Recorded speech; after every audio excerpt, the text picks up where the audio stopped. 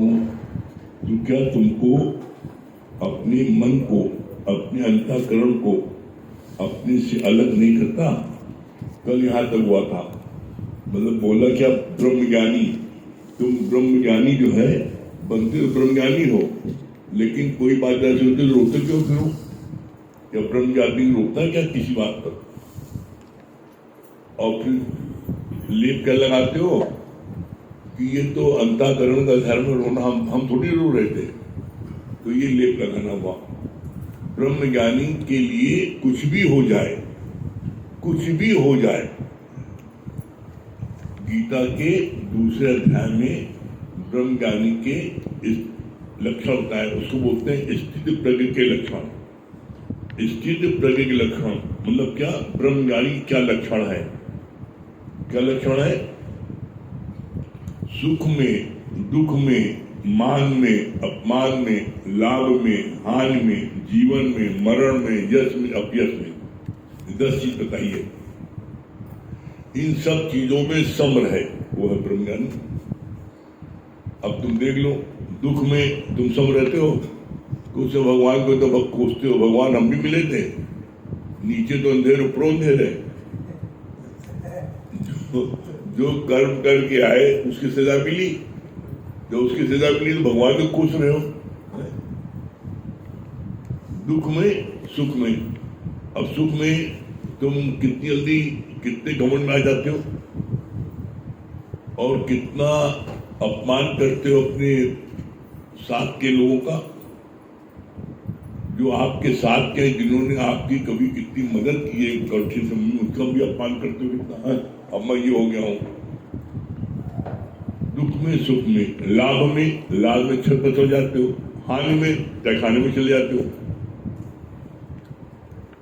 जीवन में कोई बच्चा पैदा हुआ तो ढोल मंजीरा बजा रहे हो, और मर गया तो मातम में पता लगा 7 दिन घर से अंदर नहीं निकल लो।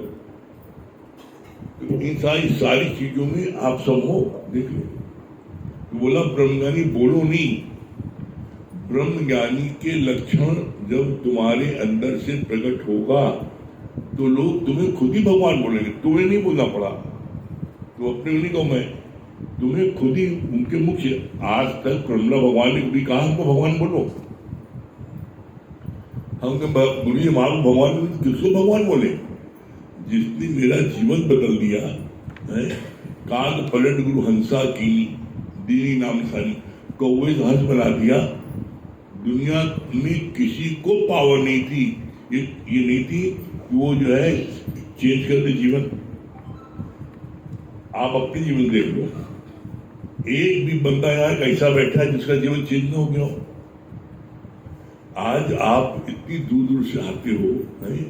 तो मन में ये विचार आता है ना कि मेरा जीवन चेंज हो रहा है, हमको आनंद मिल रहा है। तो ये चीज आज आप फील कर रहे हो ना। आज के पहले दुनिया का सारे सत्कर्म किया आपने, पूजा पाठ किया, दान पुण्य किया, व्रत रखा, सब कुछ किया, लेकिन क्या मन में शांति मिली थी? तो आज जो ये शांति मिली है, ये शांति किसकी बदौलत मिली है? गुरु जी मतलब कभी उन्होंने कहा हमको, लेकिन हम लोग कहते गुरु जी आओ भगवान जो बड़ा कर दिया वो कहेंगे आपको, जिसे जीवन बदल दिया। तो ये अपने अंदर चेक करो कि तुम जो 10 बातें बोली है गीता में भगवान ने, क्या वो 10 बातों में सम है? और नहीं है तो कोशिश करो हम उसमें सम रहें, एक दिन से बन जाएगी। क्यों बन जाएगी? क्योंकि गुरु जी ने क्या कहा है, करत करत अभ्यास के जड़ मत हो सुधार। आप किसी चीज का अभ्यास करो, एक दिन उसमें आप परफेक्शन पा जाओगे। फिर उसके आगे आज क्या भगवान बोल रहे हैं, ये तो कल तो हो गया था, उसके आगे आज।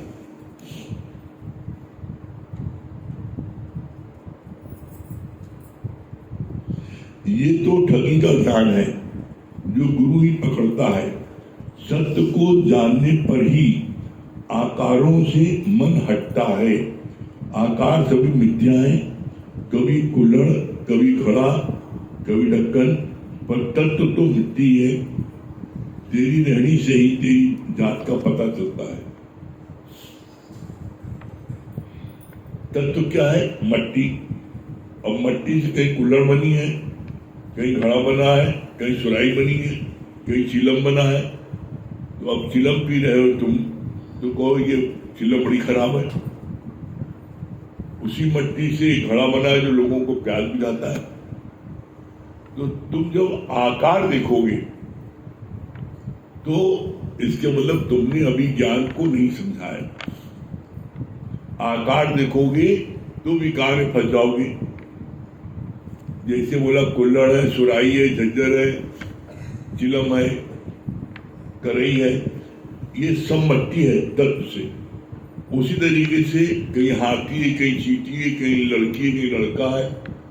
तो बोला तुम इनको देखोगे ये ऊपरी है, जैसे कुल्हड़, सुराही, झज्जर, लेकिन इसका तत्व क्या है? मट्टी।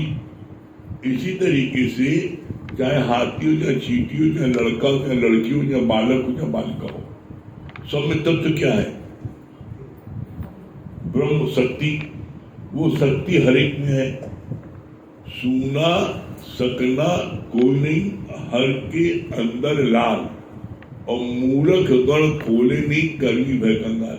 हर एक अंदर शक्ति है, चाहे वो ब्राह्मण हो, चाहे क्षत्रिय हो, चाहे वैश्य हो, और चाहे चंडाल हो, चाहे शूद्र हो, वो शक्ति सब में है। और हम यहाँ पर आते हैं उसी शक्ति को रोज प्रकट करने के लिए। वो शक्ति मेरी कैसे प्रकट हो जाए, और ये शक्ति प्रकट कैसे होगी? इसका जो है, इसका दीपक जलाना पड़ता है। कैसे? बोला गुरु की मसाल जल रही है, गुरु का दीपक जल रहा है।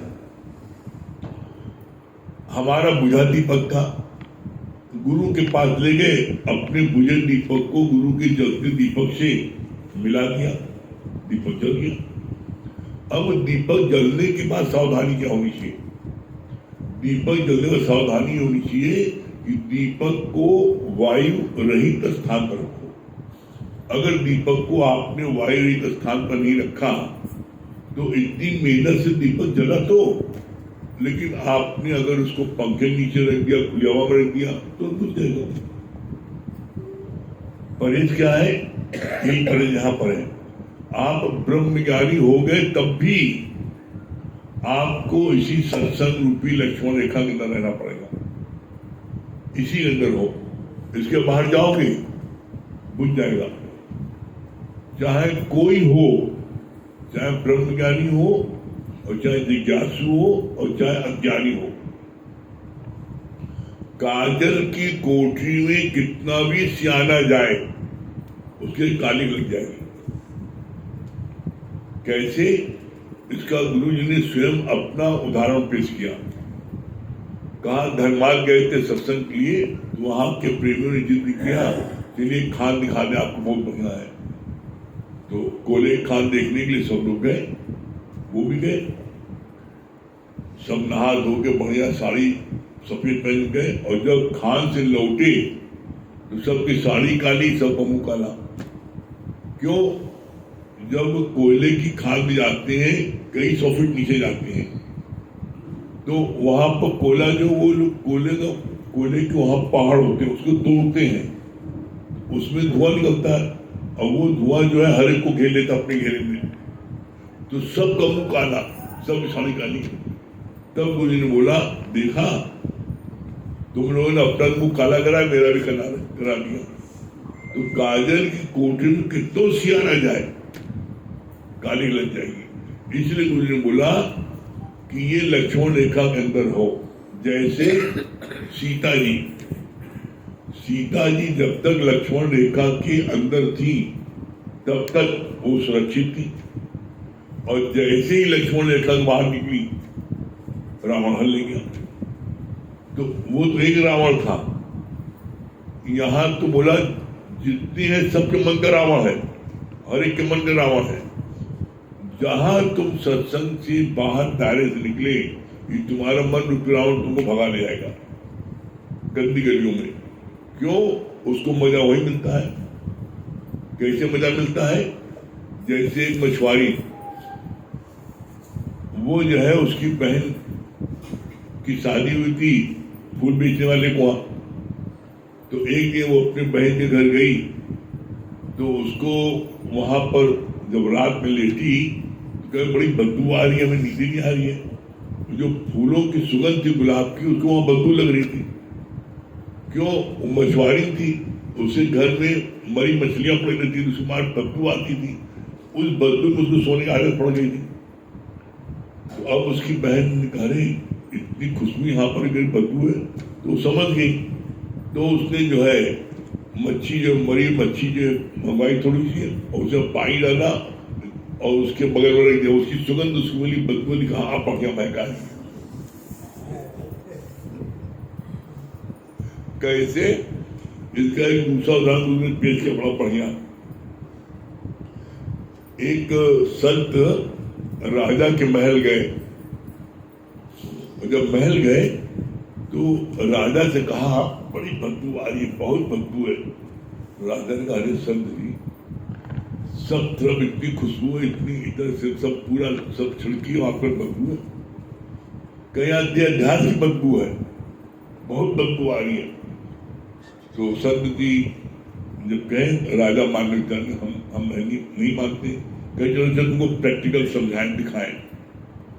तो संत ने क्या किया, राजा का निकालो वकील, चलो हमारे साथ। और संत जी राजा को चमारों की बस्ती में ले गए, जहाँ चमार लोग जो है चमड़े को जो है धो रहे थे और उसको चमड़े का जूता चप्पल बना रहे थे। जहाँ चमड़ा धो रहे थे तो बड़ी दूर से ही राजा मार नाक दबा ले, कहा आप लेके आ रहे, बड़ी बदबू है, बदबू है, बड़ी बदबू है। और लेते गए, एकदम जहाँ चमार लोग चमड़ा धो रहे थे वहां ले गए, और चमड़ा देखा चमार धो रहे, कहीं यहाँ तो एक मिनट नहीं रह सकती, इतनी बदबू है। कहा वो कैसे रह रहे हैं? जो चमार लोग चमड़ा धो रहे हैं वो कैसे रह रहे हैं? तो कहा उनकी आदत पड़ गई है, उनको बदबू नहीं आती है।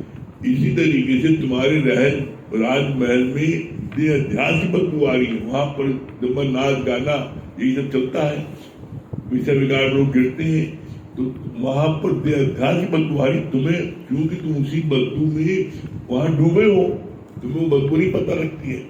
लेकिन जो व्यक्ति नहीं डूबा उसको पता लग, जैसे अभी आप चमारों की बस्ती में आए तो आपको दूर से चमड़े की गंध आने लगी, लेकिन चमारों को गंध नहीं आ रही, वो चमार चमड़ा धो रहे।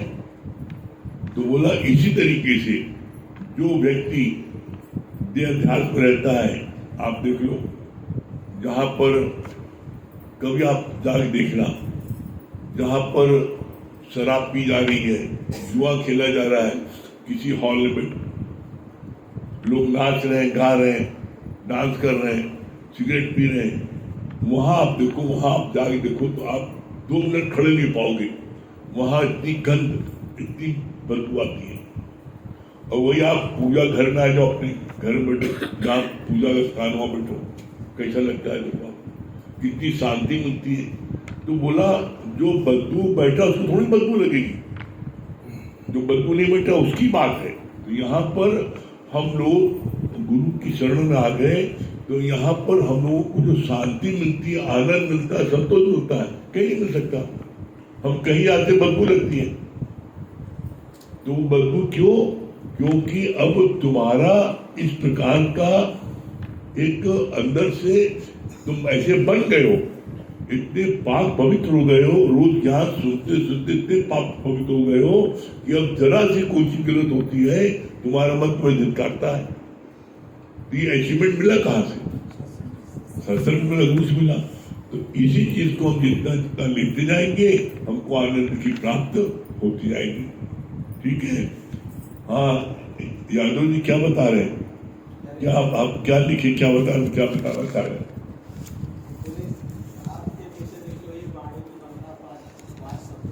बताइए क्या बताइए, क्या बता रहे?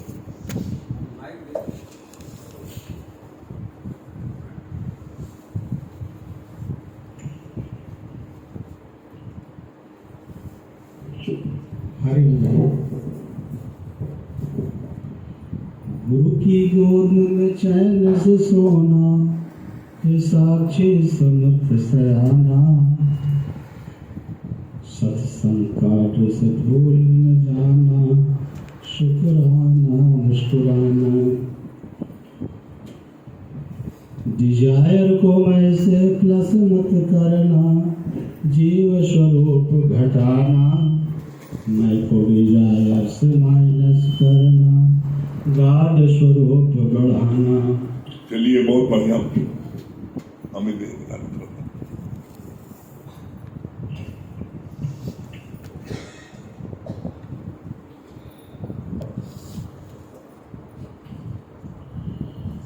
सभी प्रेमी भाइयों, देखिए हम सब ने देखा है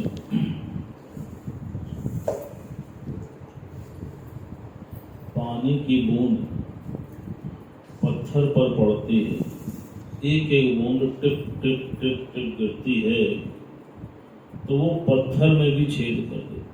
आप देखिए पहले जो नल लगा करते थे तो वहाँ पे बूंदें गिरती थी, तो आप जाके कभी देखना कि वहाँ पर नीचे वो पत्थर दब जाता है।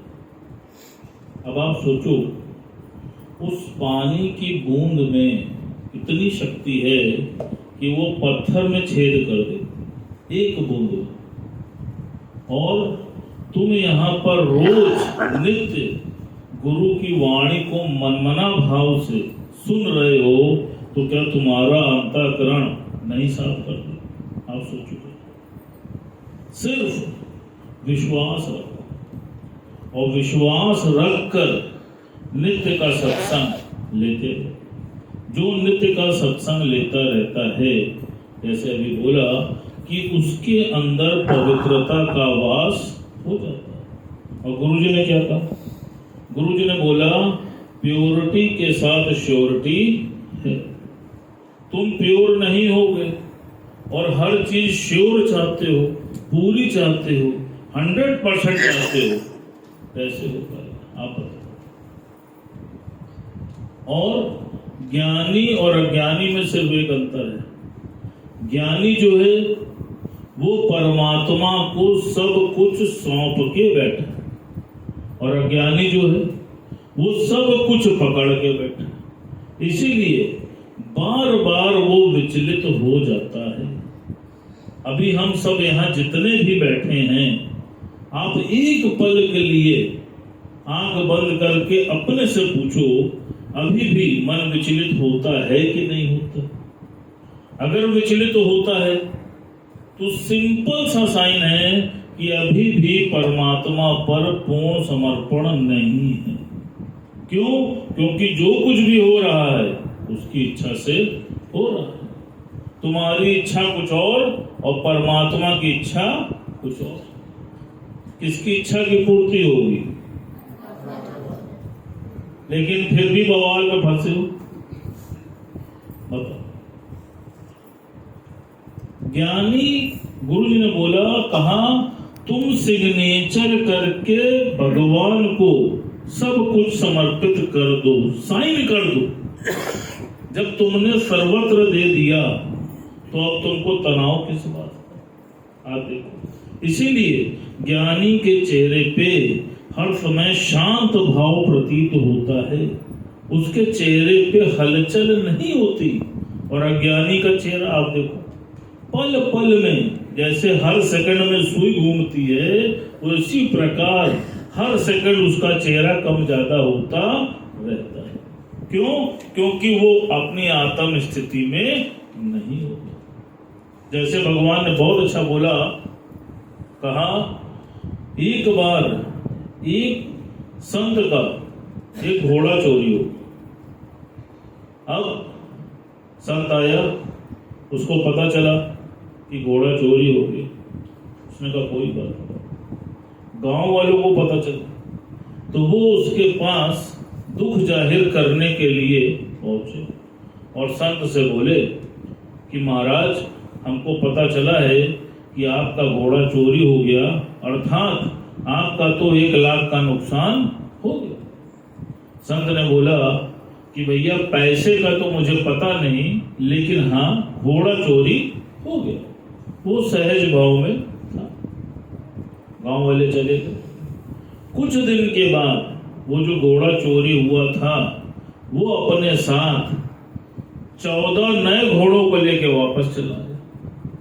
अब फिर जितने गांव वाले थे फिर आ गए। कहा संत जी आपको बहुत बहुत बधाई हो। कहा काहे की? कहा आपका तो 14 लाख का फायदा हो गया। कहा भैया ये बात सत्य है कि मेरा घोड़ा वापस आया और साथ में बाकी और घोड़ों को लेके आया, लेकिन क्या फायदा हुआ पैसे का मुझको कुछ पता नहीं, सब ईश्वर की इच्छा। वो तब भी सम रहा। अब कुछ दिनों के बाद जो संत का बेटा था वो घुड़सवारी कर रहा था। करते करते घोड़ा बिदक गया और उसने बच्चे को पटक दिया। पटकने के कारण उसके बच्चे की हड्डी टूट गई। अब फिर लोग आए, संत जी आपके तो बच्चे की हड्डी टूट गई।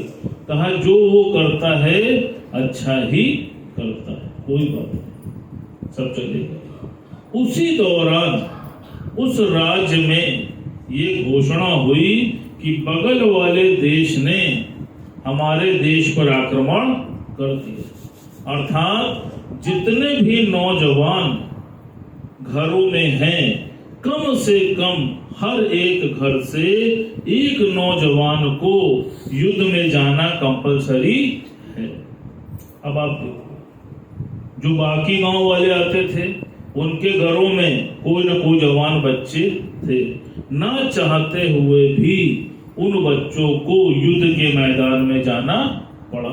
लेकिन चूंकि संत के बच्चे का पैर ही टूट गया था, जिसके कारण उसने खाट पकड़ ली थी और उसको जाना नहीं पड़ा। युद्ध पे जाने के बाद फिर गांव वाले कहा संत जी आपको तो बधाई हो, आपका तो बच्चा बच गया क्योंकि उसकी टांग टूट गई। अब आप देखो, ना वो संत तब विचलित हुआ जब उसका घोड़ा चोरी हुआ, ना वो संत तब खुश हुआ जब उसको 14 घोड़ों की